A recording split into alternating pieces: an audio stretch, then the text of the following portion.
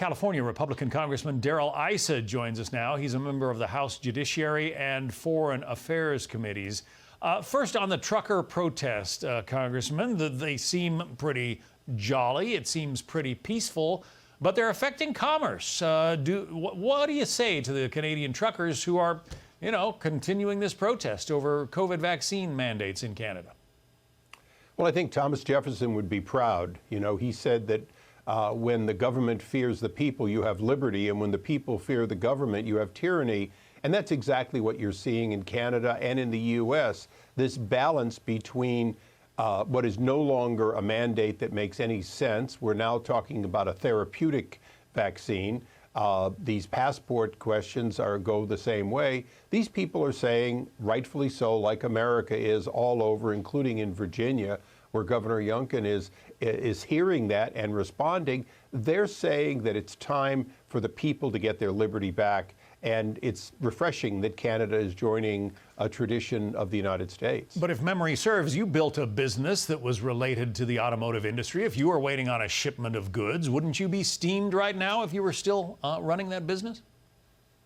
I'd be steamed at a government that no longer has any legitimacy behind this vaccine mandate. Canada has even higher levels of vaccination than the U.S., but this new variant could care less. And in fact, people who have been vaccinated 3 times are still getting it, but it's also mild. That means that even if you believe the best case science, all you're really talking about is something that will make it a little more mild. But for the most part, people are recovering or asymptomatic, even if they haven't been vaccinated. So when you no longer have a reason for government to do something, it's time for government to stop. Of course, as a businessman, I want my goods. But you know what? The Port of Long Beach doesn't have a protest, but it has 150 ships backed up. So the supply chain problem didn't start at the Canadian border. If anything, it started at the California border. Fair point. Let's turn our attention to Russia and the Ukraine. President Biden, spoke with Russian President Vladimir Putin for more than an hour today. Are you reassured by that communication? I'd be reassured if it was 5 minutes. An hour is time to talk and negotiate. 5 minutes is a time to make it clear to Putin that we stand resolute behind the Ukrainian people. So, no, I'm not at all. As a matter of fact, the only clarity we've had in this whole thing is that American citizens are on their own in a potential war zone. Other than that, there's not much clarity, and Putin he's making his decision based on our inaction, rather than his decision based on our threat of real action. But at the same time, most of the nations in Europe don't seem to be as concerned about the situation there as we are. Do you agree? Well, Neville Chamberlain didn't think much of anything except negotiating with Hitler, but we didn't get peace in our time. You do not get peace by appeasing a tyrant. Putin already took Crimea. Now he is destined to take Ukraine, either literally or figuratively, depending upon whether he invades or we simply capitulate and give him greater authority. For years, Poland was theoretically an independent country, but people knew it wasn't. Czechoslovakia was independent until they showed their independence, and then the tanks rolled in.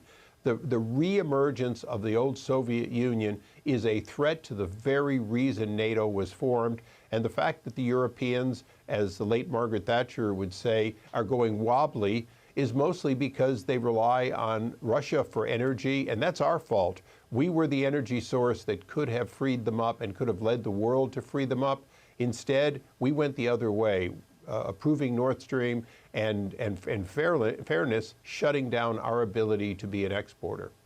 Joe Biden got elected in part because he promised that he would be a steady hand on the world stage. He had spent decades on the Senate Foreign Relations Committee. How do you assess his handling of the multiple crises around the world right now? Well, he is well educated but wrong, and that seems to be the problem. He appointed John Kerry to go around the world, and that was a good sign that he really didn't get the fact that the world has changed.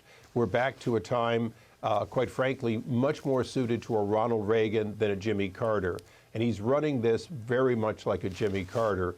The reason that Iran fell was that Jimmy Carter wasn't strong. The reason that Afghanistan fell the way it did is because this president wasn't strong. And what happened to the American citizens in Afghanistan will undoubtedly happen to American citizens in Ukraine if the Russians come over the border. And that's just another example of an absence of peace through strength. Ronald Reagan famously said that before he talked about peace through strength, he told the story of 4 wars in his lifetime, and all 4 wars were not caused by being too strong, but were caused by a presence of weakness. Congressman Darrell Issa, Republican of California. It's good to have you on. Thank you. Hey, Sean Hannity here. Hey, click here to subscribe to Fox News YouTube page and catch our hottest interviews and most compelling analysis. You will not get it anywhere else.